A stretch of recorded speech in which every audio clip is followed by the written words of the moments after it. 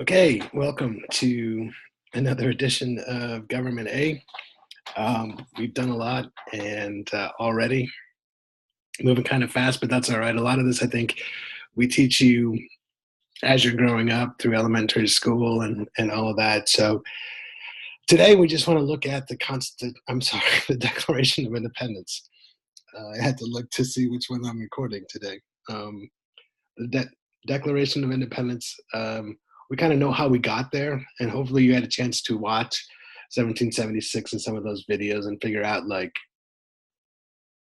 how things were when the document was written.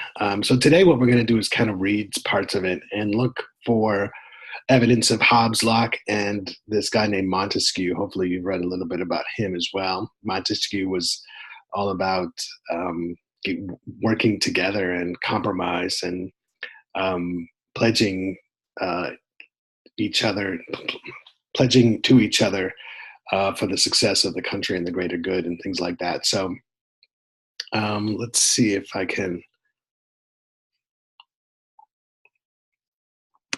find it here. Here we go.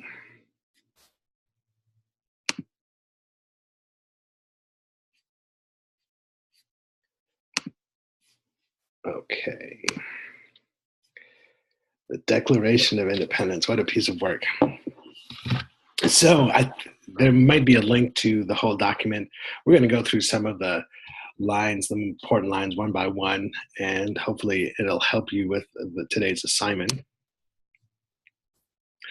First of all, like this first sentence of the Declaration of Independence always gives me chills. And yes, it might look like a paragraph to you, but this is the first sentence. This is one sentence. So follow along while I read it aloud.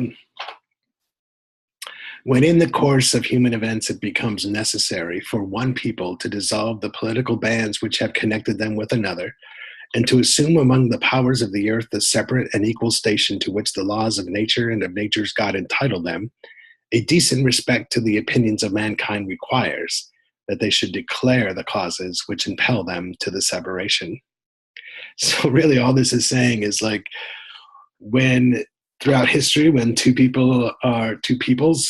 groups of peoples are united together and they don't get along and they need to separate from each other and become equal, then the group that's trying to break away should declare very clearly why they want to do this.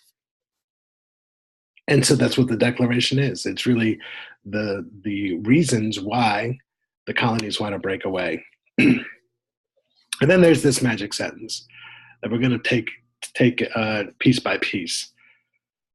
And again, Thomas Jefferson writing this in Philadelphia, his personal slave Jupiter next to him, which is very ironic and confusing. But this is what Thomas Jefferson writes. We hold these truths to be self-evident. Self-evident meaning that they really don't need to have much evidence to support this. Like what he's about to say is a truth that just is.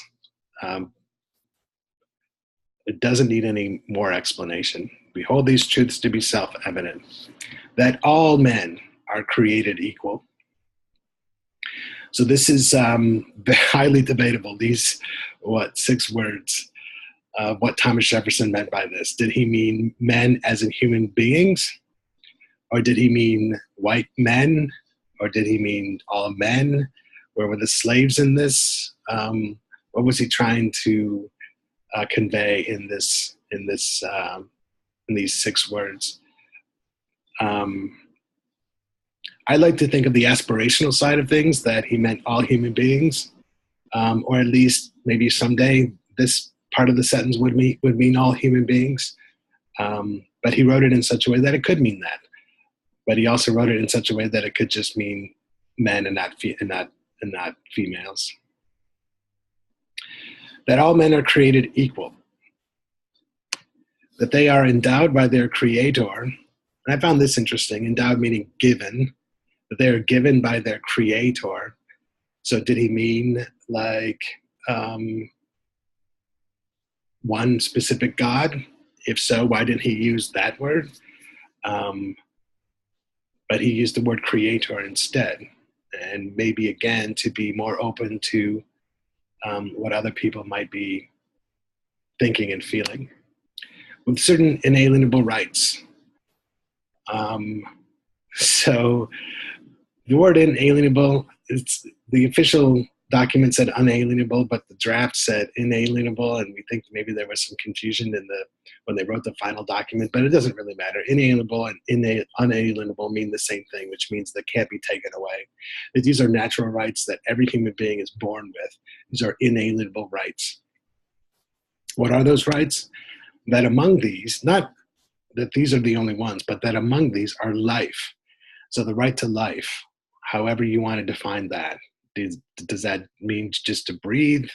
Does it mean to live a life that's full and aspiring and meaningful? It's up to you. But among these are life, liberty. How can you define liberty? It's such a opaque word, and sometimes people use the word like freedom. That's what liberty means, and that's just as confusing. I like to think of liberty meaning that you have the right to do whatever you want to do as long as you don't take away the rights of somebody else or harm somebody else. I'm not sure if that was Jefferson's, but that's mine. And the pursuit of happiness. What a great phrase, the pursuit of happiness. Notice that he talks about pursuit. That's the key word in this part, the pursuit of happiness. He doesn't say you have the right to be happy. He doesn't say you can demand to be happy. You only have the right to try to be happy. And what does happiness mean? It means different things to different people. And so again, what a powerful sentence. Let's go back and see that whole sentence here. We hold these truths to be self-evident, that all men are created equal, that they are endowed by their creator with certain inalienable rights, that among these are life, liberty, and the pursuit of happiness. Now, if you notice at the top of this slide, this is really important. The Declaration of Independence is only the philosophical foundation of the United States. It is not a legal document. You cannot go into a court and say you're violating my inalienable rights or you're violating my pursuit of happiness. This document has no legal standing in American courts. It is simply the philosophical foundation of the United States. And by the way, becomes the philosophical foundation of many other countries as well as they declare independence. Now, moving on down the document, Jefferson writes this, that to secure these rights, governments are instituted among men, deriving their just powers from the consent of the governed, not the other way around, not having the people getting power from the government, but rather the government getting power from the consent of the governed. That whenever any form of government becomes destructive of these ends, it is the right of the people to alter or abolish it and to institute new government, laying its foundation on such principles and organizing its powers in such form as to them shall seem most likely to affect their safety and happiness. So basically what's he saying here? He's like, if there is a government that exists that is taking away the rights of people or taking away their safety or taking away their pursuit of happiness, then people have the right. Right here, they have the right of the people to alter or abolish it and to institute new government. And that's what's occurring with the Declaration of Independence and the Revolutionary War. Now, most of the document is a bunch of these statements that start with he has, he meaning the King of England. And you see that here is all of the bad things that he's done. He has refused to assent to laws. He has forbidden his governors to pass laws. He has called together legislative bodies at places unusual, uncomfortable, and distant from the depository of their public records. He has dissolved representative houses repeatedly. He has refused for a long time to cause others to be elected. So all of these things are the things that the king has done wrong in violation of the principles of self-government. And the document ends with this phrase, we mutually pledge to each other our lives, our fortunes, and our sacred honor. And then all the signatures of the people there were here. And if you remember the story of John Hancock, he signed his name really large, right in the middle at the bottom of the document, because he said he wanted the king to be able to see it without his glasses on. But signing your name was a big deal here because basically what they were doing all of these people at the Second Continental Congress were committing treason against the king. And the penalty for treason at the time was to be hanged, and then to have your guts opened up and burned in front of you while you were still alive, hopefully, and then your body was quartered, cut in 4 pieces, and then the king could dispose of your body any way that he saw fit. And so this was kind of a risky thing they were doing. They were publicly stating that they were committing treason against the king.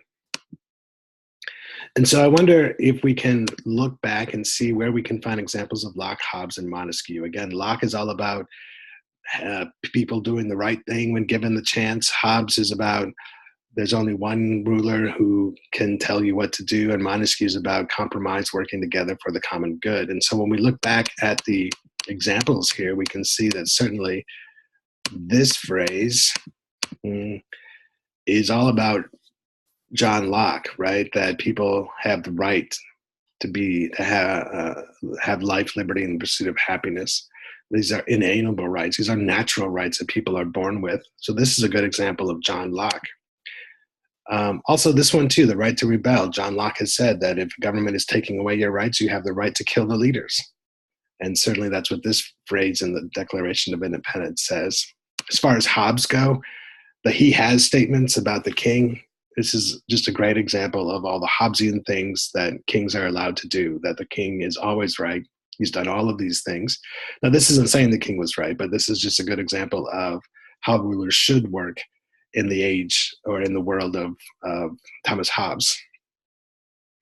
And finally, Montesquieu is right here, right? This is all about Montesquieu, about working together for the common good, sacrificing for the common good, compromising with each other. That's all John Locke. I'm sorry, that's all Montesquieu. All right, so I guess that's it. Hopefully you have learned something about the Declaration of Independence, and you can now move on to do today's assignment and be good to go. All right. I can't figure out how to end this meeting. Oh, here we go. Let's stop share. There we go. So get that assignment done today. And as always, let me know if you have any questions. But thanks for watching.